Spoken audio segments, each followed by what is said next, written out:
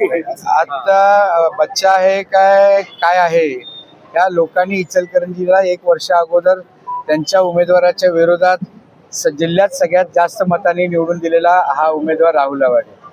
आणि आता ह्या इचलकरंजीची जनता परत एकदा ठरवेल की या बच्चा कोण आणि या ठिकाणी या गावातला प्रमुख कोण आणि गावातला या ठिकाणी शेर कोण हे 100% इचलकरंजीची जनता ठरवेल. 16 तारखेला तो निकालच लागेल.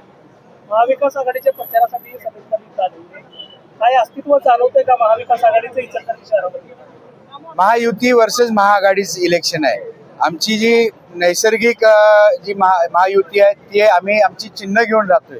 त्यांनी फक्त त्यांचं नाव बदललंय आणि त्यांची चिन्ह सुद्धा घोटवली आहेत. म्हणून ती माणसं तीच आहेत, फक्त नाव वेगळं आहे. महायुतीच्या इचलकरंजी महानगरपालिकेत किती उमेदवार निवडून येतील? आमचे साधारण 55 ते 60 महायुतीचे उमेदवार आमच्या ठिकाणी अपेक्षित आहेत.